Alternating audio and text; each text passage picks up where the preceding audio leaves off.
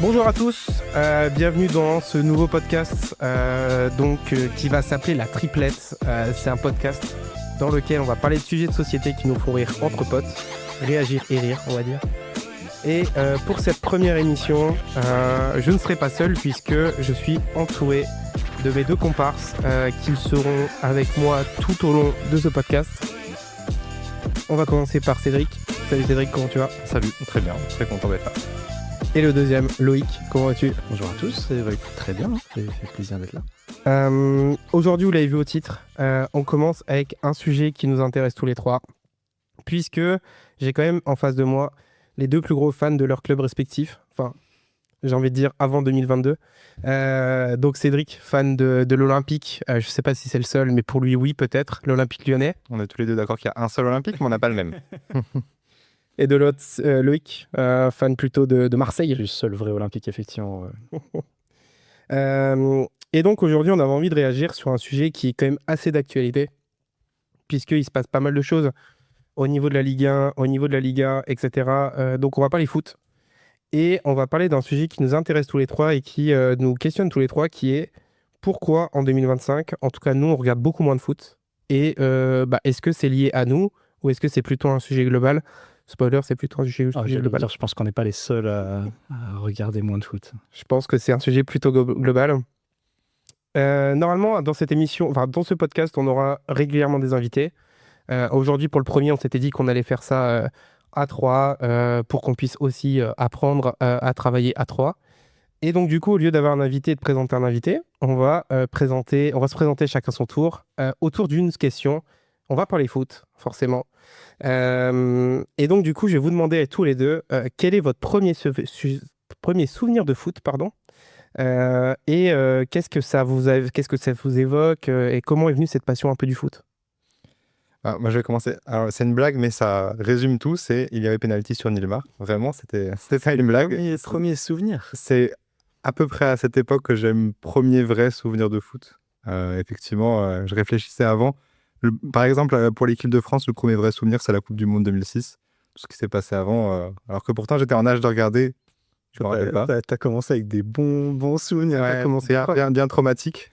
Et sinon, les grandes soirées européennes de Lyon, donc effectivement, comme j'en parlais, le PSV, mais Milan, le Real, enfin voilà, quand Lyon était encore un bon club de foot. C'est quoi qui t'a fait aimer Lyon ? La période, forcément, quand tu commences à jouer au foot, à regarder du foot, et que tu arrives en 2004-2005, Lyon était au sommet, et en plus, le côté géographique, j'avais le choix, si tu veux, entre Bourg, Louan-Cuiseaux et Lyon. Bon, on va pas mentionner Saint-Etienne, évidemment, mais c'est une combinaison des deux, je pense. Après, Bourg reste quand même un club de cœur pour toi. Évidemment. Toujours. Et en Ligue des Champions tous les ans sur Football Manager, bien sûr. Hein. Je sais pas si je suis encore arrivé jusque-là, mais c'est l'objectif. Très bien. Loïc, ton premier souvenir foot ?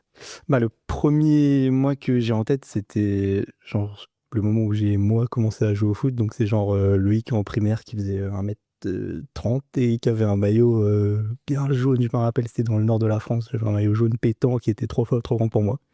Ça, c'est le vrai premier souvenir que j'ai. Après, le premier souvenir avec l'OM, c'est la première fois que je suis allé au Vélodrome. Et c'était mon oncle qui m'y a emmené pour un très vilain Marseille-Lorient, je crois, qui avait fini en 0-0. Voilà. La bonne Delnica. Pour l'anecdote, il m'a fallu, je crois,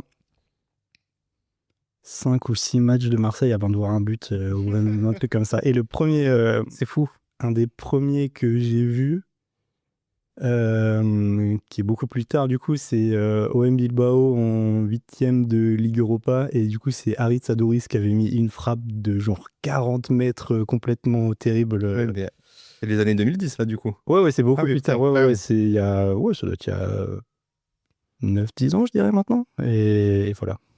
Donc, c'est pas le but le plus agréable à voir, on va dire. Je vais pas mettre de rebondir, parce qu'effectivement, moi, je pense que ça coïncide avec les premiers matchs que j'ai eus à Gerland. Je pense que c'est aussi pour ça que... Et le premier match était beaucoup plus heureux, c'était un derby gagné 4-0 pour célébrer le titre de champion de France. Donc, voilà, soirée parfaite. Quel bonheur. Ouais. Quel bonheur. Très bien. Moi, mon premier souvenir foot, C'est avec mon grand-père. Mon grand-père qui était fan absolu de foot, entraîneur de foot, arbitre de foot, etc., qui m'a mis là-dedans. Et donc, du coup, on jouait ensemble et je m'étais inscrit, du coup, au club de la ville, comme à peu près 95% des enfants de l'époque. Et des grands souvenirs avec mon grand-père. Ouais. Le foot, quand je parle foot, c'est avec mon grand-père tout le temps que je parle foot. Et mon premier souvenir, parce que moi, je n'ai pas dit mon club de cœur, le Racing, le seul et unique Racing de Lens, bien sûr, Racing Club de Lens. Et mon premier souvenir foot, c'est, il me semble, Lens-Ajaccio. Alors, je ne saurais plus quelle année. Et on a gagné 2-0 et c'était extraordinaire. Je te rappelle à peu près de l'époque, genre, t'avais quel âge, tu sais? Je pense que je devais avoir genre 10 ans, un truc du genre. Peut-être un peu moins, peut-être 8 ans. Mais je me souviens, ouais, c'était fou. Je me souviens même la route pour aller au stade, avec tous les champs de partout et tout. Moi, vraiment un souvenir de foot qui est extraordinaire. Et puis en plus, Bollaert, quoi. Bollaert, c'est vraiment une ambiance de fou. Et j'avoue que c'est à partir de là que j'ai été vraiment un grand fan de Lens pendant des années. Et ouais, donc ça, c'est vraiment premier souvenir foot, mon grand-père. Et premier souvenir avec mon club de cœur, 2-0 contre Ajaccio. Sincèrement, extraordinaire. Je me souviens, j'étais derrière le but, enfin, derrière le but du doublé, parce qu'en fait, ils ont marqué en première mi-temps et en deuxième mi-temps. Et donc, du coup, j'ai toujours été derrière le but, donc extraordinaire en plus. Genre pas de l'autre côté à regarder un but de loin. Donc ouais, grand souvenir, grand souvenir. C'est marrant parce que le premier match que j'ai vu, c'était vraiment au Vélodrome, mais après, j'habitais dans le nord de la France. Et du coup, dans les suivants, c'était un Lens-Marseille à Bollaert aussi. Et c'est vrai que j'ai souvenir aussi d'avoir été impressionné par toute l'ambiance qu'il y avait autour, le monde, les odeurs, le bruit et tout. Et c'était stylé. Et ça avait fini en 0-0, bien sûr. Bien sûr. La sensation, quand tu rentres dans un stade pour la première fois, impossible de revenir sur ça et de revivre ça. Voilà, c'est fabuleux. Je sais pas, impossible à revivre, oui, mais en même temps, enfin, on y reviendra peut-être après dans le podcast, mais moi, pour le coup, c'est toujours un truc que j'adore, tu vois. Ouais. Aller dans un stade et... Dans un nouveau stade, du coup, peut-être. Oui et non, genre aller dans un stade en général, ouais, c'est un truc que j'apprécie encore de ouf, quoi. Ouais, moi, vraiment, vivre un match, c'est une sensation qui est trop cool. Que tu gagnes ou que tu perdes, en vrai, peu importe. Je trouve que la sensation d'avoir tous des gens qui sont dans une communion qui est il faut qu'on gagne, enfin, il faut qu'on ait un résultat qui soit intéressant. C'est hyper cool. Je suis allé voir Strasbourg récemment et l'ambiance était folle. Et vraiment, c'est vrai que être dans un stade, c'est un feeling particulier qui est vraiment nulle part ailleurs. Très bien. Là, on a parlé de notre amour pour le foot. Voilà. Tous les trois, je pense qu'on a compris à travers ce qu'on vient de dire qu'on est des amoureux du foot. On a toujours aimé ce sport, que ce soit les grandes soirées de Ligue des Champions. Je me souviens le nombre de soirées de Ligue des Champions que je me suis tapé. Même quand on vivait ensemble, le nombre de soirées de Ligue des Champions qu'on s'est tapé. Euh, et, euh, et voilà, maintenant, ça fait quelques années où on se le dit aussi, et même ça se sent qu'on regarde moins le foot. Je prends par exemple toi, Cédric. Pas que tu regardes moins le foot, mais par exemple, t'aimes moins ton club que t'aimais par le passé. Je regarde moins le foot, clairement. Je sais pas si j'ai regardé un match en entier cette année. Cette saison. Et on est déjà en avril. Exactement. Déjà en Ouais, la saison est plus ou moins finie, quoi. Oui, effectivement. J'ai peut-être regardé des bouts de matchs, des résumés, beaucoup les résumés. Je ne regarde plus de matchs, les résumés encore, les résultats. Mais effectivement, regarder un match, Donc tu dirais quand même que genre tu regardes moins le foot, mais tu le suis encore, quoi. Ouais, mais ça s'essouffle aussi quand même. Ok. Enfin, après, effectivement, sur l'équipe tout le week-end, à regarder un peu les résultats, mais plus par automatisme que par réel intérêt de plus en plus. On en parlera après, évidemment. On en parlera bien sûr après. Pareil pour toi, Loïc. Alors, c'est pas que tu regardes plus le foot parce que toi, tu regardes encore, mais beaucoup moins. Je pense que de nous trois, je suis celui qui en regarde encore le plus. Ouais, je pense. Surtout je dirais des matchs complets. Ouais, les matchs complets. Ouais. Mais en fait, par rapport à... Enfin, quand j'étais au lycée ou entre, je sais pas, 15 et 20 ans, j'en regardais, je sais pas, 4-5 matchs par week-end. J'en regardais vraiment énormément. Là, si j'en regarde un dans le week-end, ça me suffit, tu vois. Ouais. Oui, moi, c'est plutôt la différence avant et maintenant, effectivement. Quand je jouais au foot, je rentrais du match, je regardais un match. Ah, c'était tout le temps, quoi. Ouais. Tous les matchs de Ligue 1 possibles, enfin, tous les matchs de Lyon, en tout cas.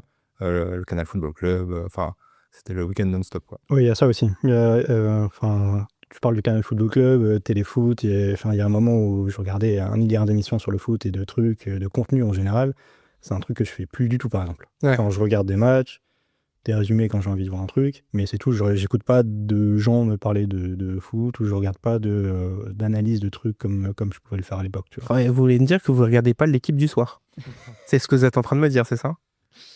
Tu es un peu, ouais. Effectivement. Tu es un peu notre président du podcast, comme dans l'équipe du soir. Très bien. Je suis un peu déçu que vous ne regardiez pas l'équipe du soir. Il n'y a plus de Devapadou dans ma vie. Voilà, quoi. Très bien. Eh ben, écoutez, je vous propose qu'on rentre dans le vif du sujet. Pourquoi on ne regarde plus le foot?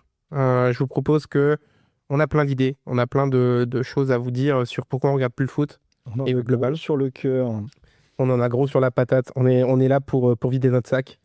On commence. Premier argument que moi, je vais vous apporter ici. Est-ce qu'on se fait pas chier maintenant qu'on regarde le foot? En vrai, Question ou fausse? je pense que c'est la raison principale, non, de Ouais, sûrement, ouais. l'intérêt décroissant. Ouais, je dirais, ouais. Mais en fait, c'est marrant parce que tu vois, tu disais tout à l'heure, moi, mes premiers souvenirs de foot, c'est des 0-0 et il m'a fallu attendre 4 matchs pour que Marseille en matin. Ouais, mais c'est des 0-0 au stade, tu vois. Et donc, c'est ça. Est-ce que le football est devenu ennuyant? Est-ce qu'il a toujours été ennuyant? Ou est-ce que là, vraiment, on est arrivé dans une dimension où vraiment on s'emmerde? Je peux commencer, moi, là-dessus, si vous souhaitez. Moi, je trouve que le football est devenu plus ennuyant parce qu'il est devenu trop stratégique. Il est devenu trop technique. Trop de data, trop de calculs, trop de... ouais, c'est devenu trop téléphoné, trop robotisé, je trouve. Il n'y a plus ce truc, si je pense à Pascal Duprat qui fait rentrer... Yann Bodiger. Exactement, et qui lui dit j'ai le feeling, tu vas en mettre un, et il rentre et il marque. Il y a moins ce truc, j'ai l'impression, de vraiment palpable, de vraiment fusionnel, etc., qui est, même si on s'emmerde dans un match, au moins c'était serré, il y avait de l'enjeu, etc. Je trouve que même les défenses à 3 ont cassé un peu le sport. Parce que voilà, maintenant c'est très difficile parfois de jouer contre des équipes qui jouent très très bas. Donc voilà, donc moi je trouve que même si le football a toujours été ennuyant, je trouve qu'on est arrivé dans une dimension où sincèrement on s'emmerde. Je vais pas cibler de ligue en particulier parce que je pense que globalement, dès lors qu'on est dans des équipes un peu ventre mou, un peu pas jolies, on s'emmerde. Et à l'inverse, je trouve qu'il y a des équipes qui sont très belles à regarder et qu'il faut passer plus de temps dessus. Mais globalement, 90% du football est un peu chiant. Je vous laisse réagir là-dessus. Moi, je sais pas si ennuyant est le mot, parce que je trouve que tous les joueurs sont tellement, enfin, en fait, sont tellement forts. Tu l'as dit, c'est des machines physiques, c'est des athlètes de fou. Il y a des buts de timbrer tous les week-ends. Ils sont trop forts, mais c'est extrêmement stéréotypé et prévisible, en fait. Ce que tu disais avec la data, ça fait penser, enfin, un petit parallèle avec la NBA, avec les paniers à 3 points. En fait, où les équipes se sont aperçues que c'était la meilleure manière de gagner des matchs. Du coup, ils font tous ça. Et en fait, le foot, c'est la même chose. Pour moi, c'est aussi simple que ça. Mais du coup, je sais pas si c'est réellement ennuyant parce que tu mets une équipe, n'importe quelle équipe, enfin, pas n'importe quelle équipe, mais même des équipes de milieu de tableau contre des grandes équipes il y a 20-30 ans, à mon avis, elles gagnent, probablement. Je sais pas si j'abuse un petit peu, mais Ouais, ça dépend quelles équipes de haut tableau, je pense. Mais oui, parce qu'elles sont plus préparées et que les joueurs sont meilleurs. Ça, c'est des athlètes de fou. C'est sûr qu'ils ont plus de chance, en tout cas, ouais. Et aussi, un autre point pour moi, c'est qu'il y a trop de foot. En fait, c'est ennuyant parce que 2 ou 3 fois dans la semaine, tu vois la même chose, en fait, aussi simplement que ça.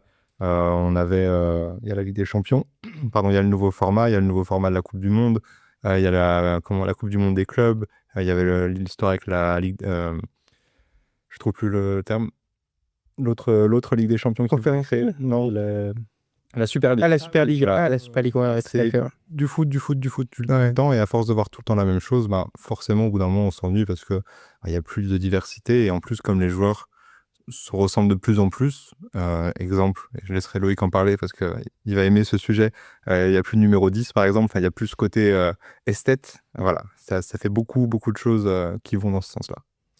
Ouais, bah je pense que c'est la disparition du 10 par exemple. C'est vrai que c'est un truc, ça t'enlève le côté romantique du foot parce que c'était les joueurs un peu imprévisibles et souvent les plus agréables à regarder. Mais je pense que ça rejoint bien ce que vous disiez sur la data. C'est qu'on est arrivé à un moment où on sait vraiment ce qui est efficace, ce qui l'est pas, et on fait que ce qui est efficace. Et du coup, oui, ça enlève un peu le côté imprévisible, le beau jeu et ce truc-là, quoi. Pour le coup, je suis pas sûr que ce soit vraiment nouveau. Tu vois, tu parlais des équipes qui jouent bas ou des équipes de milieu de tableau. Je pense que ça a toujours été le cas. Là où je trouve que ça a changé, c'est que maintenant, les équipes du top niveau sont arrivées à un tel... En fait, genre, tous les joueurs ont un niveau physique de fou, et maintenant, tous les coachs de haut niveau sont genre des espèces de maîtres tacticiens de fou, et en fait, du coup, tout se neutralise, tu vois. Là où je sais pas, le Barça de Guardiola, il avait une vraie différence par rapport à ce qui pouvait se faire autour de lui et un vrai avantage tactique. Aujourd'hui, ça n'existe plus vraiment des coachs comme ça. Et du coup, tu prends des matchs de Ligue des Champions et en fait, tu as l'impression qu'il y a aucune marge de manœuvre pour faire une différence ou un truc. Et du coup, tu as souvent des matchs qui sont malheureusement très chiants parce le niveau est tellement haut que c'est archi serré, tu vois. Et dans un sens, c'est bien parce que ça veut dire qu'on atteint un bête de niveau dans le foot, mais c'est vrai qu'en tant que spectateur et téléspectateur, des fois c'est dur à regarder, quoi.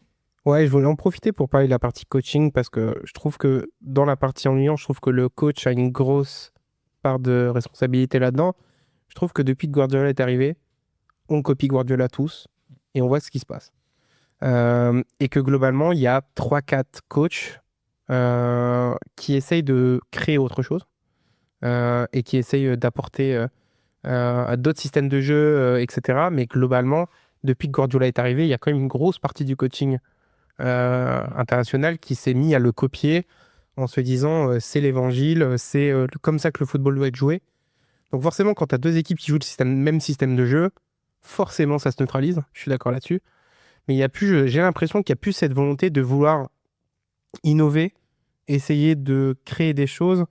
Tu vois, un truc tout con, mais je trouve que un mec comme Thomas Müller va manquer au football parce que c'est un mec qui était capable de tout et qui était à la fois très fort devant, très fort au milieu, très fort sur les côtés, et que tu pouvais le mettre dans n'importe quelle condition en tant que coach, c'était super. Et je trouve que ce type de joueur se perd parce que maintenant, on veut plus un joueur qui n'a pas d'identité. On veut des joueurs qui sont hyper téléphonés, des joueurs qui ont des caractéristiques techniques et des physiques qui correspondent précisément à ce qu'on a besoin. Et on n'essaye plus d'aller se dire, OK, on va chercher autre chose. On peut prendre le cas de Ryan Cherky, par exemple. 10 à l'ancienne, qui a du mal aujourd'hui à trouver une place, je pense, dans le système actuel, parce que aucun coach ne veut jouer avec ce style de joueur, je pense. Ouais, c'est sûrement vrai. Après, il y a aussi des contre-exemples, tu vois, c'est que finalement, aujourd'hui, une solution pour casser toute la neutralité technique, c'est les joueurs qui sont vraiment au-dessus du lot. C'est typiquement Lamine Yamal, Vinicius au Real, où en fait, t'en arrives à un moment où, comme les deux équipes se neutralisent tellement tactiquement, la meilleure solution pour faire une différence, c'est de te retrouver avec un Lamine Yamal ou un contre 1, parce que lui, sur un contre 1, est tellement fort qu'il peut te refaire sa différence. Donc, tu as quand même encore des joueurs qui sont des faiseurs de différence, genre, je sais pas si c'est le bon terme, mais... Ouais, je suis d'accord avec toi, mais le problème, c'est que pour arriver à ça, il faut que le joueur soit au-dessus de tout le monde Ah oui, il y en a de moins en moins. et que tu crées un système qui tourne autour de lui. Ouais. Tu vois, comme Thomas Müller, tu crées un système qui tourne autour de lui. Parce que L'avantage de Müller, justement, c'est que tu n'avais pas besoin de faire un système autour de lui, puisqu'il savait tout faire. ouais, mais en fait, le problème, c'est qu'il faut quand même que tu arrives à lui trouver une zone dans laquelle il peut s'exprimer. Et voilà, c'est comme ça que je dis, il faut que tu crées un système qui puisse lui aller.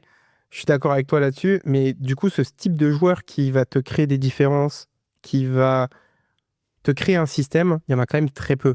Ah ouais. À mon sens, c'est pour ça aussi que le Real domine autant, parce qu'ils ont les meilleurs joueurs du monde. Alors, on a bien vu, notamment cette semaine, que le système, il y en a, on ne sait pas vraiment s'il y en a un.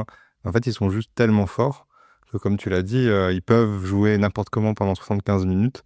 Et après, tu as un Mbappé, un Bellingham qui va qui va faire la Genre, différence. quoi. sur une action, sur 4 secondes, ben, Bellingham, il est plus fort que le mec en face de lui. Même ça. chose pour Mbappé, etc. Ouais.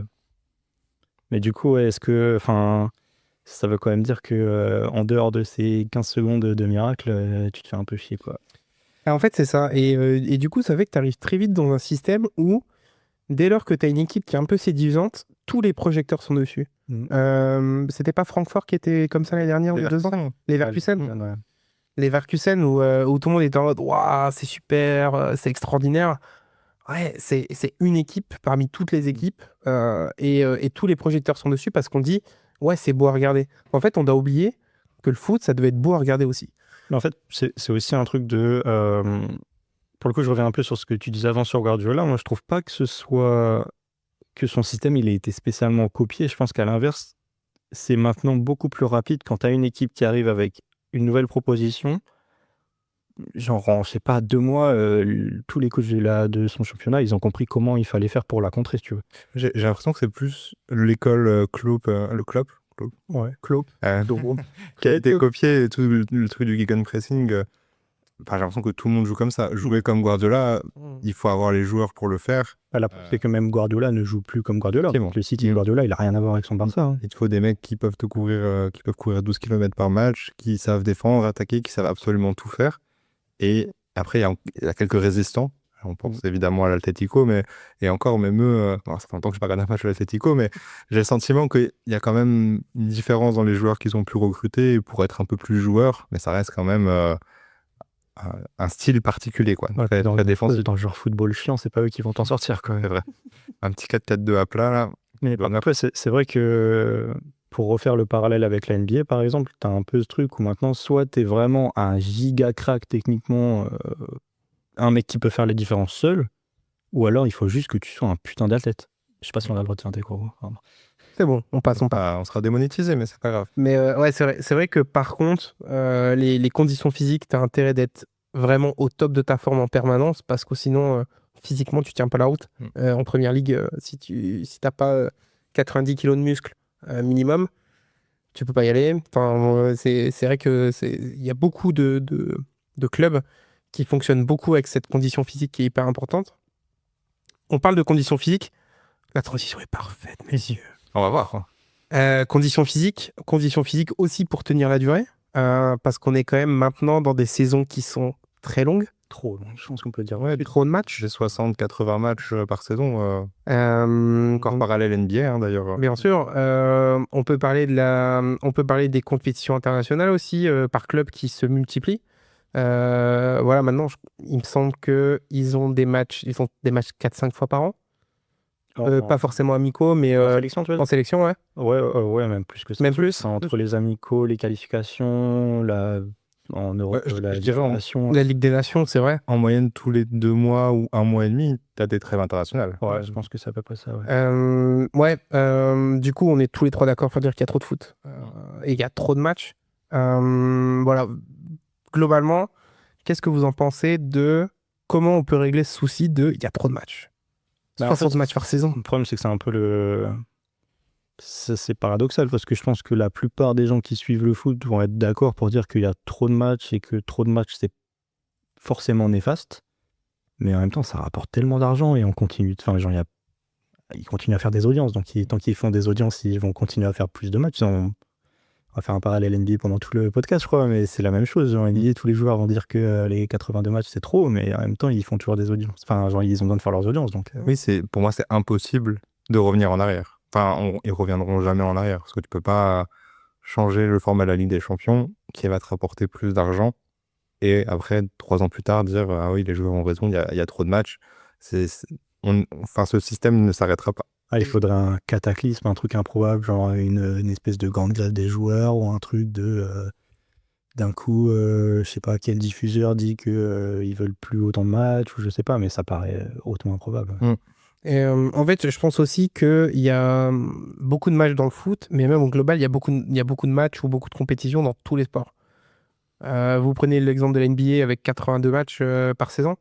Régulière. Saison régulière, sans les playoffs et sans tout ça.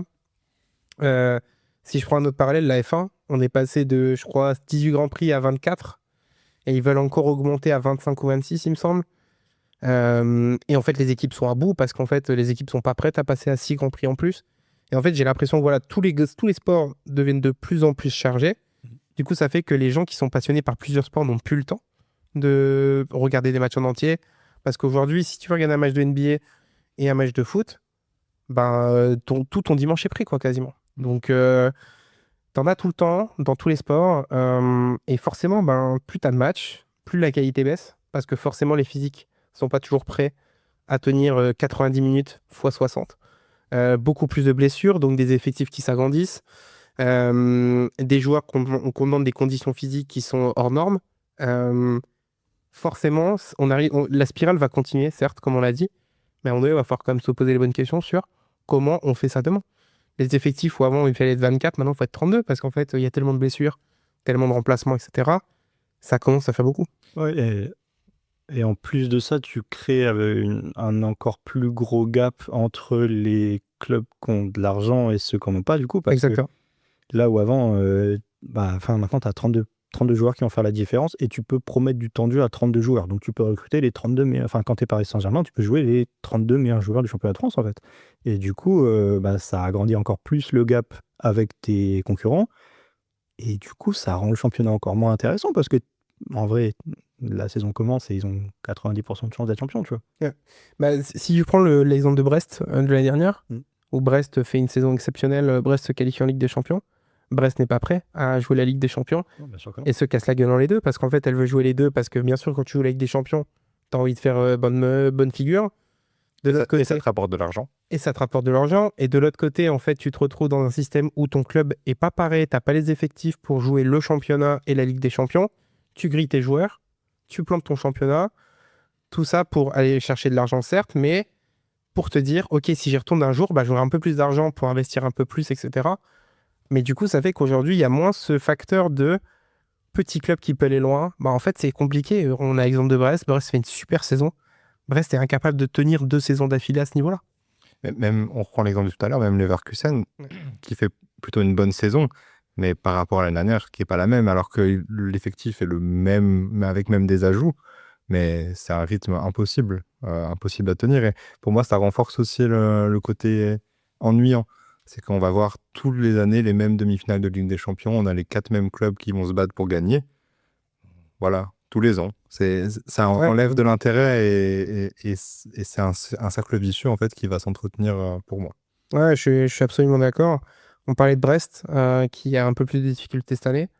J'aimerais bien qu'on parle un peu aussi du ventre mou des championnats, les équipes qui jouent rien, le trop grand nombre d'équipes qui jouent rien dans un championnat. On peut prendre l'exemple de la Ligue 1, hein, globalement, de la 8e place à la 17e place, pas grand-chose à jouer. Ouais, et encore, il y a 15 ans, c'était les 4-5 premières places. Donc finalement, ça va pas dans le mauvais sens, je trouve. Enfin, forcément, plus les compétitions européennes sont ouvertes, plus il y a des clubs qui s'y ajoutent. Et après, il y a de l'enjeu, du coup. Après, l'enjeu de la Conference League et de la Ligue des Champions n'est pas le même dans tous les sens du terme. Mais je trouve que, enfin, il y a 20 ans, quoi. Au début, quand on regardait la Ligue 1, il y avait 2 places, 3 places en Ligue des Champions, 1 ou 2 en Ligue Europa, ça s'appelait pas comme ça à l'époque, mais à Coupe de l'UEFA. Et c'est tout. Et après, il y avait un plus grand ventre mou parce qu'il y avait encore plus d'équipes en Ligue 1. Donc de ce côté-là, je trouve que il y a quand même de l'enjeu, il y a peut-être plus d'enjeux parce qu'il y a plus de places qualificatives. Après, est-ce que dans la compétition l'année suivante, il y aura vraiment de l'enjeu pour ces clubs-là? Je suis pas convaincu. Mais dans le championnat, il y a quand même des choses à aller chercher. Je suis en phase. La seule chose que je voulais rajouter, c'est pour moi, il y a trop d'équipes qui veulent jouer le ventre mou. Il y a trop d'équipes qui ne cherchent pas à aller chercher les places européennes, qui ne jouent pas forcément le maintien parce qu'ils ont un effectif qui ne joue pas le maintien, qui sont dans le ventre mou et ça leur convient très bien. Et où aller chercher un match nul contre le top 10, c'est une réussite. Ne pas perdre contre les petites, c'est une réussite. Enfin, il y a vraiment ce truc, j'ai l'impression, d'équipes du ventre mou qui ne cherchent plus à se challenger, à essayer de monter, qui arrivent un petit peu par chance, des fois, à monter. Je prends l'exemple de Strasbourg. Strasbourg, pour moi, équipe qui est typiquement dans le ventre mou, qui, quand elle fait 10e, elle est très contente, et qui, des fois, arrive sur un exploit, aller chercher une place européenne et qui va être très content. Mais le reste du temps, c'est on joue pas les places européennes. Alors je sais qu'il y a le rachat avec Blueco, Oui. etc. Mais même avant, je trouve qu'il y avait quand même moins cette grinta de se dire ouais, c'est bon, on est monté en Ligue 1, on va essayer d'aller chercher des choses. Je trouve que cette grinta, elle a disparu. Même, tu vois, mon club de cœur, Lens, quand ça monte en Ligue 1, ça a voulu jouer les places européennes, etc. Et maintenant, ça se donne plutôt les ambitions de se dire ok, maintenant on reste dans le ventre mou et si on fait une bonne performance, quoi. Je sais pas si c'est vraiment leur objectif en début de saison, hein, parce que je pense que tu prends leur équipe en début de saison, je pense que sur le papier, ce qu'ils veulent, c'est continuer à être dans le top 6-8, tu vois. Ouais, C'est clairement pas une équipe qui est bâtie pour jouer les 4 premières places, mais entre 4 et 8, je pense que c'était ça l'objectif, hein. ouais, après, je pense aussi que tu as un effectif que tu veux vendre. Donc forcément, tu veux être 4-6. Parce que tu as envie de vendre. C'est peut-être ça le vrai problème, c'est que du coup, l'argent est devenu tellement le truc prioritaire pour plein de raisons dont on parlera sûrement après, mais que du coup, tu vas sacrifier tes performances sportives pour faire des ventes ou pour mettre en avant le joueur qui va te rapporter le plus ou voilà, c'est un truc qui se faisait peut-être un peu moins avant, tu vois. Et du coup, tu parlais de Brest ou de Lens, c'est vrai que là où tu pourrais se dire, ok, ils sont sur une dynamique positive, ils vont essayer de garder leur effectif et de continuer à monter. Maintenant, ils vont vendre tout de suite parce que il faut remplir les comptes et du coup, après, tu te retrouves sur des saisons qui sont des espèces de saisons de transition tout le temps où il faut reconstruire ton effectif tout le temps et voilà quoi. Après, c'est là où je connais pas assez les ventres mous des autres championnats. En France, on a aussi un contexte particulier avec les droits TV depuis plusieurs années et laisse planer une incertitude assez forte. Et du coup, les clubs n'ont pas le choix non plus. Est-ce que c'est la même chose dans les autres championnats? Ça, je ne suis pas sûr. Mais effectivement, ce que je disais tout à l'heure, est-ce que finir 6e ou 7e, devoir jouer des barrages de Conference League à partir de juillet, où tu dois renouveler ton effectif, mais finalement tu te qualifies pas et toute ta saison est flinguée, et en plus tu prends un mauvais départ en Ligue 1, je comprends que t'aies pas des masses envie de le faire. Ouais, clairement. J'ai pas l'impression que la Ligue 1 soit le pire championnat pour ça. Je pense que le fait d'être passé à 18 clubs, déjà ça aide. Et comme tu disais avant, Cédric, le fait d'avoir plus de places européennes maintenant, ça fait qu'en vrai, il y a quand même quasiment un tiers des équipes qui vont avoir un truc à la fin. Donc ça t'oblige à le jouer. Genre, si tu prends le classement en ce moment, jusqu'à Rennes qui est 10e, tu as des équipes qui, sur le papier, voulaient jouer la Coupe d'Europe en début de saison. Peut-être pas Strasbourg, parce que je pense qu'ils sont surpris de leurs bons résultats. Mais ouais, ça fait quand même un 10 sur 18, je pense, qui espéraient jouer un truc en début de saison, tu vois. En sachant que derrière, tu as aussi les 3 promus et les 2 mauvais de la classe, ça fait qui eux savent qu'ils vont jouer le maintien. Donc même si c'est moins sexy, ont quand même une saison avec de l'enjeu. Ça fait 15 sur 18 qui jouent un truc, tu vois. Donc je trouve que c'est pas pire. Tu vois, si je prends le Premier League, tu prends des équipes comme au hasard Brentford, Crystal Palace, Wolverhampton, pour le coup, tu sais en début de saison que tu joues pas le top 6 parce qu'il y a des équipes qui sont bien plus fortes que toi et tu sais que ton effectif il est trop fort pour être en risque de relégation et voilà quoi. Là, d'ailleurs, la Première Ligue, ça fait... j'avais regardé l'écart, j'ai vu qu'il n'y avait que Southampton qui était officiellement relégué, mais en réalité, les 2 clubs devant, bon, déjà, Leicester est officiellement relégué, et je crois même Ipswich depuis le week-end dernier. Là, ils ont 15 points de retard. Entre Mais ça fait 6 journées que c'est comme ça, donc je sais plus qui est 17e, Wolverhampton peut-être, ou West Ham. West Ham actuellement. En fait, ils sont absolument pas menacés, quoi. Non, et puis pour le coup, moi, c'est un truc que... j'ai déjà eu ce genre de discussion et ça se foutait de ma gueule, mais moi j'ai toujours dit que un match de Ligue 1, genre typiquement tu prends 9 et 10, en Ligue 1 demain c'est Brest-Rennes, en Première Ligue ça nous donne Bournemouth-Brentford. Honnêtement je préfère regarder le Brest-Rennes, hein, Ah oui, je suis d'accord. Ouais, je suis d'accord. Je sais pas. Et je pense que les Ligas, c'est encore pire. En Liga tu veux dire? Ouais, je pense qu'en Liga, c'est encore pire. Je l'ai pas sous les yeux, mais oui c'est possible. Ouais, le ventre mou partout fait pareil. Et en Liga, la situation financière des clubs a l'air d'être encore plus préoccupante. Donc, En parlant de stabilité financière, Les transitions aujourd'hui. On va parler de modèle économique. Au global, je pense qu'on va faire un parti sur l'argent, la moula. Une première partie sur le streaming, où en France, on a 3 diffuseurs. 2 diffuseurs et demi. 2 diffuseurs. Et du coup, plus vraiment de diffuseurs. Enfin, C'est compliqué. On va avoir une chaîne et puis ça va être super. Et de l'autre côté, on va parler un peu de la partie financement des clubs. Donc, multipropriété, les nouveaux modèles qui arrivent, les riches qui en ont rien à foutre et qui viennent racheter des clubs. Cédric, je sais que t'es chaud sur ce sujet-là, je te laisse commencer. En tant que supporter de l'Olympique Lyonnais, j'adore la multipropriété, bien évidemment, ce qui nous permet d'acheter un Argentin alors qu'on est interdit de recrutement. Vous avez pas les images, mais pour les auditeurs, il vient de sortir son chapeau de cow-boy. Là. On ne parlera pas du cigare parce qu'on ne peut pas. Non, au-delà de la blague, ça fait partie des choses qui me font ne plus aimer le foot, tout simplement. Les différents modèles, mais alors multipropriété, effectivement, mais même on peut les appeler les clubs États, ça fausse le jeu et ça me pose des questions d'éthique aussi. Alors là, je parlais de Thiago Almada, mais quand l'année dernière, Lyon achète un Ernest Nuama, enfin non, Molenbeek, pardon, qui a un budget, je crois, de 10-15 millions, achète Nuama 20 millions et le prête à Lyon. C'est ça. Ouais, on fait ça entre copains, d'accord, mais bon, c'est quand même pas juste. Écoute, on n'y peut rien si le propriétaire de Molenbeek et le propriétaire de Lyon se sont mis d'accord sur ce transfert. Ce sont des très bons amis. Exactement. J'ai cru entendre dire. Exactement. Non, après, ça pose des grosses questions d'éthique, logiquement, mais c'est la même chose pour le Paris Saint-Germain, c'est la même chose pour le Chelsea avant et toujours maintenant, même si c'est un modèle différent. Il y a énormément de clubs qui sont dans ce cas-là. Même Marseille, Newcastle maintenant en Angleterre aussi. Effectivement, on a que ces exemples-là en tête, et ça implique justement ce dont on va parler maintenant, une logique financière, parce que derrière, tu as des propriétaires qui attendent des résultats, qui attendent aussi des chiffres, et si tu enlèves ce propriétaire-là, du jour au lendemain, tout peut disparaître. Je cherche un exemple, je crois que j'en avais en tête, Malaga, en Liga, qui avait été racheté par des Saoudiens, je dirais, de mémoire. Un pays du Golfe, mais voilà, à vérifier, et qui sont partis, alors peut-être pas du jour au lendemain, mais en tout cas qui ont arrêté de mettre des fonds, et le club a été relégué, et c'était une catastrophe industrielle. Donc, c'est des modèles qui tiennent pas la route, qui sont pas viables, et qui vont forcément générer, je sais pas, des problématiques même plus loin. J'avais réfléchi, ou Manchester United qui licencie des salariés du club, ou qui ne paye plus le repas à des salariés parce qu'ils sont en difficulté financière, et à côté de ça, il y a tout des joueurs surpayés, etc.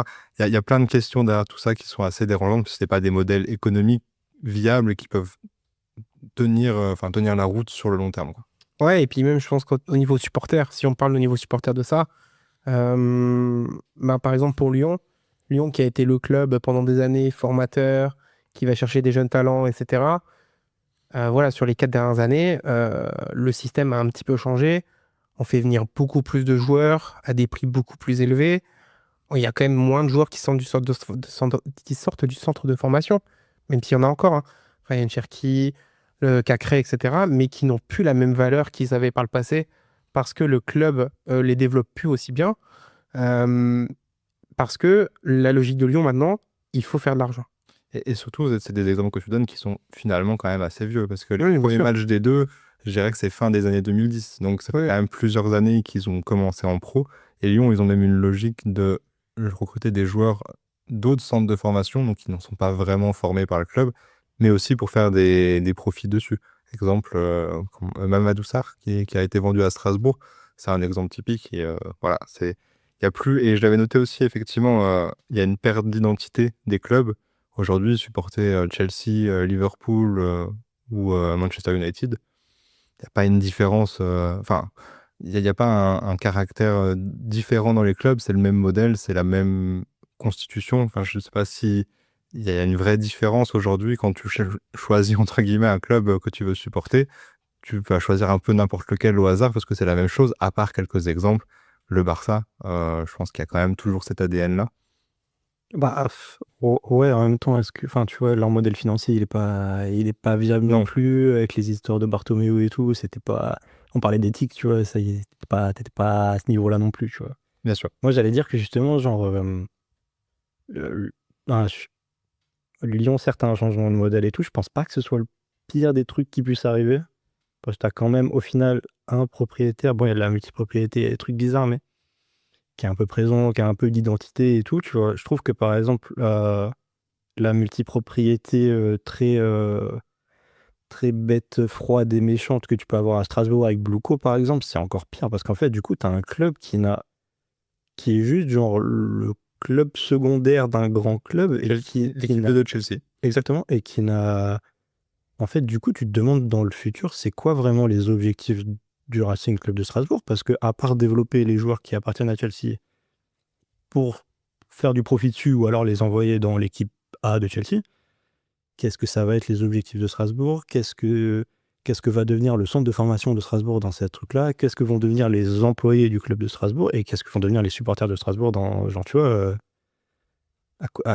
c'est quoi l'identité de ton club? C'est quoi le futur de ton club? Je trouve que c'est assez terrible comme situation, tu vois. Bah, encore une fois, si on se passe du côté supporter, le cas de Strasbourg, il est très bon parce qu'on peut voir que depuis le début de la saison, globalement, les supporters râlent, les supporters sont pas contents. Alors que les résultats sont excellents. Les résultats sont excellents, même si les résultats sont bons, il y a encore 15 minutes de silence au début de chaque match pour dire qu'il y en aura le cul de ce système de Bluco. Donc oui, pour moi, c'est du côté supporter, en fait, on est écœuré. On est écœuré de se dire, bah, mon club a perdu toute son identité en 2 mois parce que maintenant, on est rattaché à un autre club. Et ça, en fait, c'est pas forcément la logique financière des clubs qui est problématique pour les supporters, c'est plutôt ce qui en découle. Parce que globalement, je vais pas vous mentir que Strasbourg soit financé par Bluco, par Pierre ou Paul ou Jacques, je m'en fous. Moi, ce qui m'intéresse, c'est est-ce que le club garde son identité ou pas. S'il la perd, et ben, c'est que là, il y a un problème avec les supporters. Et donc, du coup, la Méno, qui est un stade hyper bruyant, hyper familier, etc., va perdre son identité au profit de OK, on développe des joueurs, on va les vendre, quoi. Et encore, le système n'est pas bon, puisque il me semble que Strasbourg est en déficit. Bref. Et en même temps, c'est un modèle qui a commencé il y a bien longtemps, depuis l'arrêt Bosman, le fameux, qui a déréglementé un petit peu les transferts. Et avant, on avait quand même des équipes avec beaucoup d'identité. Et il y avait un club en France avec majoritairement des joueurs français, plus quelques étrangers. Alors, j'ai plus les règles en tête, mais il y avait une limite du nombre de joueurs d'autres pays. Et alors, effectivement, c'était peut-être un peu extrême, mais c'est ça qui a commencé aussi à tout déréguler et avoir des équipes, des déséquilibres déjà, et déjà entre les championnats et dans les championnats entre les équipes. Il y a ça. Du coup, on en revient aussi sur les modèles financiers. On peut parler de l'autre partie, du coup, que je voulais évoquer, qui était le streaming. Je pense qu'on n'est pas obligé de passer des heures là-dessus parce que je pense que c'est suffisamment documenté et je pense qu'on va pas révolutionner la roue. On va pas se mentir. Le streaming aussi, le fait qu'en France, tu dois payer 2 diffuseurs différents pour regarder tout ton championnat, on marche sur la tête. Et encore, là, c'est que pour la Ligue 1, du coup. Quand tu veux regarder du foot, que tu es un fan de foot, que tu veux tout regarder, alors, je sais pas du coup à combien ça te revient, mais c'est une centaine d'euros facile, j'imagine, si tu veux vraiment regarder les 5 grands championnats, entre guillemets, si on compte la Ligue 1, évidemment. Même sans aller jusque-là, si juste t'es genre, t'aimes beaucoup le foot français, tu dois regarder la Ligue 1 sur 2 chaînes différentes, tu dois regarder la Coupe de France sur encore une autre chaîne différente, tu dois regarder certains matchs de Ligue des Champions sur encore une autre chaîne différente. Et ça fait que tu dois payer 4 abonnements différents, genre, et t'as que la Ligue 1 et la Ligue des Champions, tu vois. Donc, ouais, non, c'est terrible. Et puis même en termes d'organisation et tout, c'est super chiant, tu vois. Tu veux regarder un match, tu dois checker sur quelle chaîne il est. C'est tellement pas pratique et ça rajoute un obstacle à regarder le sport qui est complètement inutile, tu vois. Ouais, je trouve aussi que la campagne qu'ils ont lancée là depuis 2 mois là, de faire culpabiliser les supporters avec IPTV. Sur le streaming illégal. Exactement, sur le streaming illégal, en disant ouais, si tu payes ton abonnement, c'est pour ton club. En fait, arrêtez de faire culpabiliser les supporters. Cette situation, c'est de votre faute, c'est pas de la nôtre. Nous, on fait que subir le fait qu'il faut 3 diffuseurs alors qu'avec IPTV, c'est très simple. Oui, et puis dans le cas de la Ligue 1, que vous avez choisi le diffuseur le plus nul sur les 3 derniers appels d'offres, genre, c'est bon, tu vois. Ouais, clairement. Oui, c'est vrai que c'est un peu la foire comment dire, aux hypocrites de tous les côtés. Il y a DAZN qui dit que le produit n'est pas bon, la Ligue qui n'est pas contente. Enfin, au final, les perdants, c'est les clubs, évidemment, mais les supporters. Et surtout les supporters, je pense, qui là-dedans, autant les clubs, oui, ça sera un autre débat, ça de se dire ne croire qu'en est droit TV pour prospérer, est-ce que c'est une bonne chose? Mais pour les supporters, c'est catastrophique de se dire, pour regarder mon équipe, il faut que je m'abonne à 4 trucs différents. C'est un cauchemar pour les supporters qui, avant, voulaient juste se poser le dimanche après-midi, mater un match et se faire kiffer. Maintenant, il faut que tu regardes sur quelle chaîne c'est diffusé. Est-ce que tu as les droits? Enfin, est-ce que tu as l'abonnement? L'abonnement, est-ce qu'il faut le prendre sur Canal ou est-ce que tu le prends indépendamment? Qu'est-ce qu'il y a d'autre d'intéressant dans l'offre?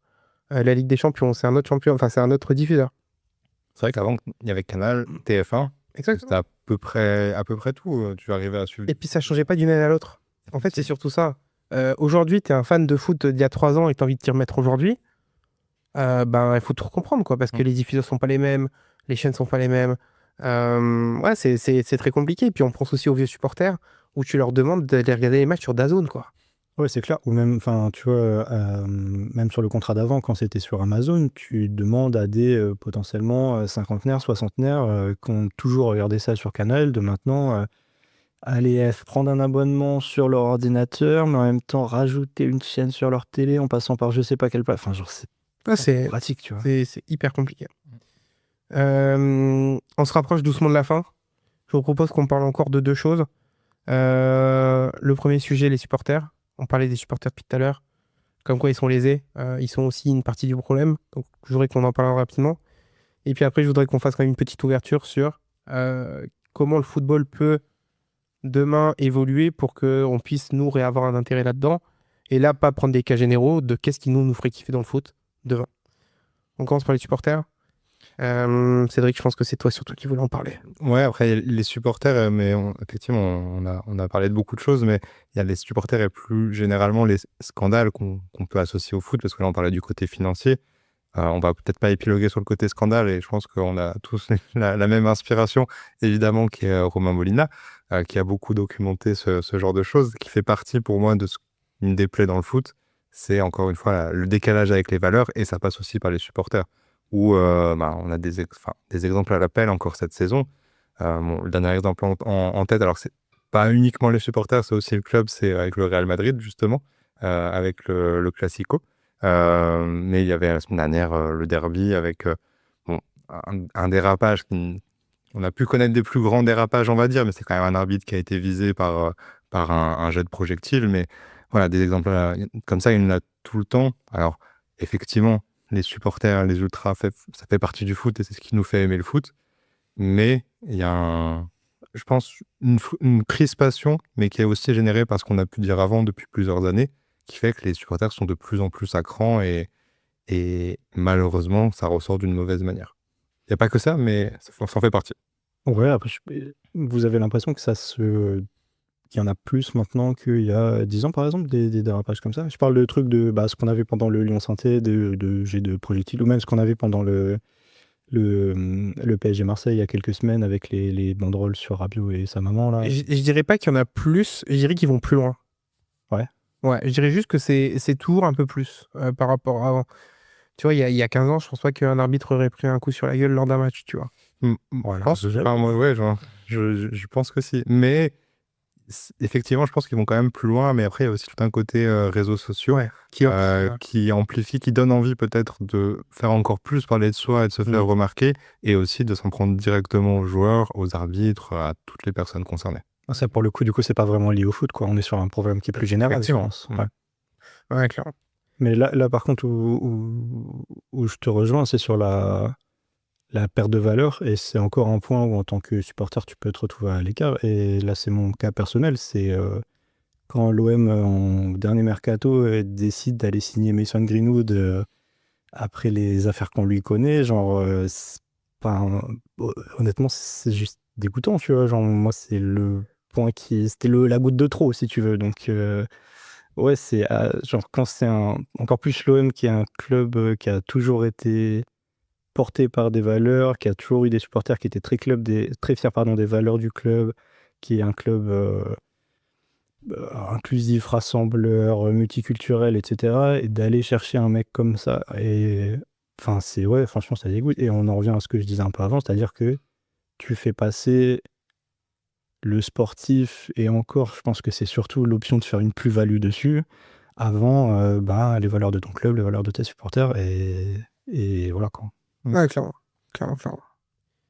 Très bien. Vous avez quelque chose à ajouter sur encore un argument sur pourquoi on regarde plus le foot? Écoute, non, pas vraiment, on en a donné beaucoup quand même. On en a beaucoup. Non, effectivement. Très bien. Après, voilà, comme j'ai dit, tout le côté scandale, entre guillemets, il est tellement large que voilà, tout ce qui est transfert un peu douteux pour renflouer les caisses des copains, tout le problème des agents, ça c'est je pense un sujet à part entière, les agents dans le foot. Tout le côté même crime organisé, si on va plus loin dans certains pays, et les liens avec les clubs, ça c'est un truc que je pense aussi, quand on est plus jeune, qu'on regarde le foot, on ne se rend absolument pas compte de ça. Et quand tu commences à comprendre ce qu'il y a derrière, forcément, tu te poses des questions de est-ce que je vais effectivement payer 3 abonnements déjà pour galérer et en plus pour donner de l'argent à ce milieu-là. Ouais, bien sûr. C'est une question légitime. Ouais, même les questions des matchs truqués, les paris sportifs, on n'en a pas parlé, mais pareil, le fait que maintenant un match, tu peux quasiment plus le regarder sans avoir une pub sur un pari sportif. Ouais, encore une, c'était chanceux. Ouais, c'est ça. Et qu'à côté de ça, t'entends des matchs truqués, même dans des gros championnats, il y a des matchs truqués qui sortent en scandale aujourd'hui. Ouais, c'est clair que tout ça, on n'en a pas parlé, mais c'est aussi des sujets qu'il faudrait qu'on évoque. Ouais, et puis c'est vrai que tu parlais de Romain Molina, c'est vraiment, t'ouvres la boîte de Pandore, Ouais. quoi, parce que tu commences en te disant, ah tiens, il va me parler de la gestion de mon club, et puis tu te rends compte que, en fait, le club d'à côté, c'est encore pire, et puis le pays d'à côté, il y a des histoires de pédophilie, et puis celui d'à côté encore, etc., etc. Ouais, clairement. Et c'est vrai qu'en fait, tu te rends compte que tout le système est complètement flingué, quoi. Et ouais, le dernier point auquel j'ai pensé, c'est aussi les acteurs principaux, les joueurs, qui sont de moins en moins accessibles, qui ont des comportements même vraiment extrêmement gênants. Je parle de Classico, des joueurs qui sont à ce point, qui pètent un plomb sur un arbitre. Ça, je pense que ça existait avant, mais beaucoup moins. Ça s'est développé, je pense, depuis 10-15 ans. Et c'est des choses qui sont... c'est un exemple catastrophique. Et voilà, même eux ne sont pas exemplaires et donnent une image compliquée et qui ne donnent pas envie de suivre un match. Sans être exemplaire, on a aussi, je sais pas, une grande majorité de joueurs qui, en fait, n'ont plus aucune personnalité, enfin, plus de personnalité publique, en tout cas. Genre, c'est toujours le même discours, il n'y a aucune prise de position sur rien du tout, il n'y a aucune...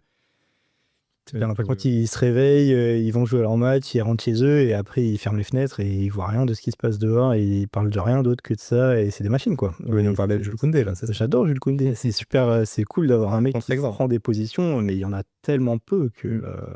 Ouais, dur, et je trouve que là-dessus, le foot se rapproche vachement du football américain, par exemple, où on est lisse. L'objectif, c'est d'être lisse, que les interviews soient toutes les mêmes, parce qu'il faut pas que tu débordes d'un seul mot, de travers, etc., parce que tu pourrais donner des infos, ton image, etc., parce que, encore une fois, il faut pas qu'on te retire du salaire, il faut que tu puisses continuer à monter, etc. Tout est un produit, quoi. Tout est un produit, les joueurs sont des produits, donc forcément, ils subissent un peu aussi ce système-là de leur côté. Très bien. Je vous propose un dernier tour de table. Qu'est-ce qui ferait qu'aujourd'hui, vous regarderiez plus le foot? Je sais que par exemple, vous savez aussi, la Kings League a été lancée, la fameuse Kings League, le nouveau format de football lancé par Gérard Piquet, il me semble. Iba et Gérard Piquet, je pense. Ouais, Iba et Gérard Piquet. Ouais, tout à fait. Qui propose de... parce que Gérard Piquet expliquait que voilà, pour lui, le foot tel qu'il est aujourd'hui n'est plus un système qui peut continuer, donc il propose une alternative, qui est la Kings League. Est-ce que vous avez regardé un petit peu ce qui se passe? Et au-delà de ça, est-ce que vous avez d'autres pistes sur qu'est-ce qui vous ferait regarder plus le foot demain? Moi, j'ai pas suivi énormément. C'est clairement pas un format qui va m'intéresser ou me plaire parce que je pense qu'à terme, les mêmes problèmes vont arriver. Bon, c'est lancé par un footballeur professionnel. Il y a toujours ce côté argent, rentabilité, vue. Moi, je pense que ce qui me ferait regarder du foot, en fait, c'est de ne plus regarder du foot professionnel. À la limite, c'est de regarder des niveaux inférieurs, des divisions inférieures. Alors, du football amateur, effectivement, on va moins s'amuser en termes de spectacle, en termes de performance. Mais il y a un esprit qui me convient plus. Et je m'étais noté une recommandation. C'est une chaîne YouTube qui s'appelle Stuntpeg. Donc, c'est une Anglaise qui va dans des... Je pense que vous l'avez sûrement envoyé une fois, qui va dans des clubs, dans des stades partout, majoritairement en Angleterre, mais dans le monde, et des clubs de division inférieure anglaise, et où le vrai esprit du foot, comme elle l'apprécie, et je pense que je l'apprécie, est beaucoup plus présent. Et il y a un côté voilà, fraternité, ambiance positive, on va dire. Et c'est en plus des clubs qui ont besoin de soutien, de gens qui viennent les voir, qui vont payer les quelques bénévoles qui donnent de leur temps. Donc, c'est plutôt cette partie-là, en fait, je pense, qui pourrait m'intéresser. Parce que, moi, avant de laisser Loïc et toi, Romain, finir, quand même, le foot est un sport incroyable, malgré tout. Enfin, ça va pas me faire ne plus aimer le foot. C'est le sport le plus simple, entre guillemets, du monde et à la fois le plus compliqué. Et je peux pas ne plus aimer ce sport. C'est impossible. Un petit peu devenir hipster du foot, quoi. Exact. Après s'être moqué de Loïc toutes ces années, ben, Tu vas finir avec les mêmes maillots du championnat thaïlandais que moi. Voilà. j'ai déjà commencé à m'acheter des maillots rétro, donc c'est un très mauvais signe. La prochaine étape pour nous, de toute façon, c'est racheter un club bulgare et de faire monter nos pépites, de toute façon. C'est ça le prochain plan. Exactement. Loïc. Sur la Kings League, pour commencer, moi, c'est pas mon truc, c'est pas un truc que j'ai regardé. Après, j'ai l'impression que sur le côté entertainment et du coup avoir des matchs qui sont clairement moins ennuyants, je pense qu'ils ont des bonnes idées et je pense qu'ils vont réussir là-dessus. Après, du coup, est-ce que, enfin, je sais, je vais sonner comme un vieux con, mais c'est plus vraiment le foot que c'est presque plus du foot, donc je sais pas ce que j'ai envie de regarder, tu vois. Sinon, tu tombes, c'était les propositions de Agnelli aussi, le proprio de la Juve, qui voulait couper les matchs pour les mettre sur TikTok ou des trucs comme ça. Oui, parce c'est que vrai, il y avait ça. les jeunes ont un temps d'attention plus court maintenant, et genre, C'est vrai qu'il y avait eu ça. je pense pas que ce soit ça la solution, tu vois. J'espère en tout cas que c'est pas sur ça qu'on va aller. Et si on faisait 10 mi-temps de 3 minutes? Ouais, et si on faisait des matchs de 15 minutes, non, je sais pas. C'est surtout que les jeunes regardent beaucoup de foot, mais tu as toute une autre frange de la population que tu vas pas toucher et qui est dérangée par autre chose. Oui, et puis genre, si tu regardes l'état actuel du foot en général et des droits TV, des audiences et tout, et que tu dis que le problème principal, c'est qu'il faut faire des mi-temps de 3 minutes, je pense que franchement, t'es à côté de la plaque, tu vois. Ouais. Mais ouais, qu'est-ce qui pourrait faire regarder le foot? En vrai, je pense qu'il y a peu de chances que je retourne au rythme où j'étais avant, tu vois, à part si t'es vraiment, d'un coup, ils décident de faire moins de matchs et que quand t'as des matchs importants, ils sont vraiment importants et t'as envie de les regarder et tout, mais j'y crois peu. Là où je rejoins par contre complètement Cédric, c'est que ça reste un sport que j'adore. Moi, je continue à kiffer aller dans des stades parce que être à un match, c'est pas du tout la même chose que le regarder à la télé. Découvrir des histoires et découvrir des groupes de supporters, des trucs, des machins, ça c'est un truc que je kiffe. Et du coup, oui, je pense que c'est effectivement regarder moins de foot à la télé, aller plus le voir en vrai et se détacher, je dirais aussi se détacher c'est un sujet qu'on n'a pas trop abordé, mais se détacher du clubisme, ça fait du bien fou. Genre pouvoir regarder le foot de manière neutre et juste kiffer les histoires que tu vois devant toi, c'est cool. Ouais. Et puisqu'on fait des recommandations, moi je recommande les vidéos de Elie Mendjem sur la chaîne de Coupa 90 qui fait des trucs sur voilà, les petites histoires dans le foot, les clubs qui des fois une année ont une chance de gagner un trophée alors qu'ils sont pas censés avoir la chance, des trucs comme ça, et c'est vraiment super bien. Ouais, je vous rejoins sur cette partie-là. Moi, je pense que je regarderais pas forcément plus le foot, mais par contre, je le consomme différemment. C'est-à-dire regarder des chaînes de foot, regarder des résumés de matchs, etc. Ça, je le fais encore beaucoup. Mais regarder un match entier, aujourd'hui, j'ai plus envie de perdre du temps là-dessus. Moi, ce que j'aurais aimé pour le foot, c'est plus aussi avoir un système qui te permet d'acheter un match, acheter le droit de regarder un match en particulier. Tu vas sur des prix de fou après.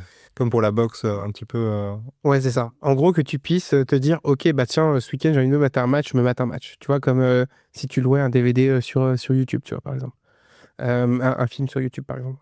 Avoir plus cette possibilité d'avoir une offre on demand plutôt que si tu veux regarder tel match, il faut que tu payes 40 € par mois, quoi. Je sais que pour les clubs, c'est pas forcément hyper rentable parce que voilà, il y a des clubs, forcément, le Angers-Bastia, je suis pas sûr que ça va faire full et que ces clubs-là ont aussi besoin d'avoir des revenus, mais ça permettrait aussi de faire en sorte que les clubs qui se bougent puissent avoir aussi un retour là-dessus.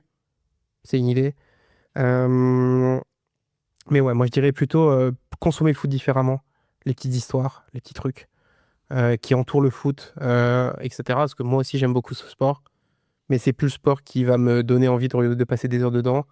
Maintenant, le foot, moi je le partage, c'est soit au stade, soit dans un bar avec des potes. En fait, tu reviens à ce qui... Enfin, en tout cas, moi, perso, je reviens à ce que j'aime vraiment dedans. C'est le partager, avoir de l'émotion, avoir un truc, ce que tu disais au tout début, une communion et être vraiment... Ouais, c'est un truc de partage et d'émotion. Ouais, c'est ça. C'est plus profiter du sport pour pour partager quelque chose et se rassembler, plutôt que regarder le sport pour regarder le sport. Exact. Ouais. Que ce soit un prétexte pour ce qu'on se voit. Je sais que nous, le foot, ça a été pendant très longtemps un prétexte pour soit le stade, soit regarder un match.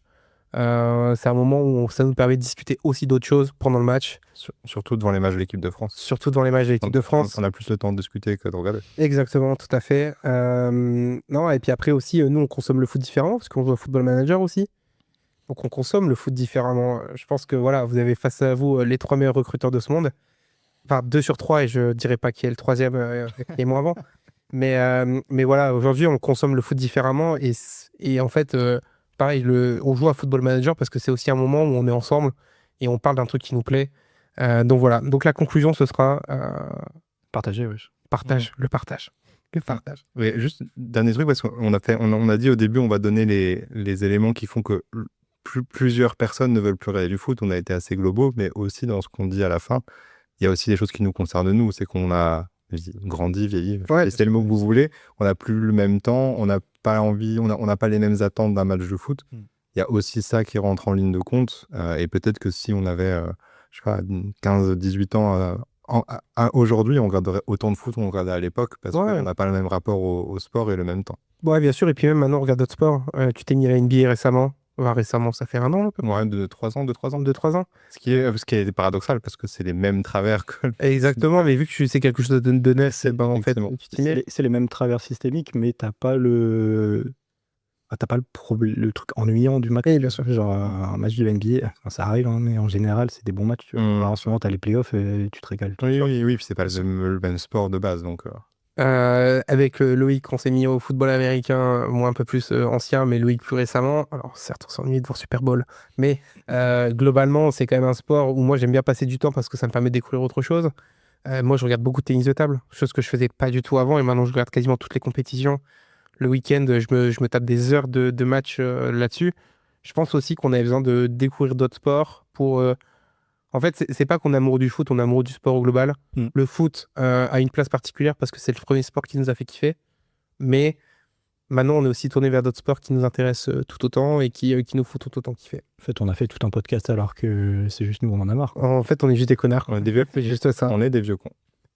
Non, il faut quand même dire que globalement, le support, enfin, le nombre de supporters a quand même vachement baissé et on en fait partie. Enfin, je suis pas le seul à ne plus supporter le Racing Club de Lens. J'en connais plein dans mon entourage. Pareil pour Lyon. Je suis plus un supporter de Lyon que toi, tu n'es un supporter de Lyon maintenant, je pense. C'est vrai que la semaine dernière, j'ai regardé Lyon. Exactement. 2 semaines. Je pense que j'étais plus supporter que toi. Exactement. Moi, je me suis réveillé le lendemain matin en voyant le score, hein, clairement. Donc, voilà. Et donc, c'est ainsi que va se terminer ce premier podcast de la triplette. Merci, messieurs. Merci à toi. merci à vous. Et écoutez, on se retrouve pour un prochain épisode le mois prochain. Salut tout le monde. Ciao. Salut.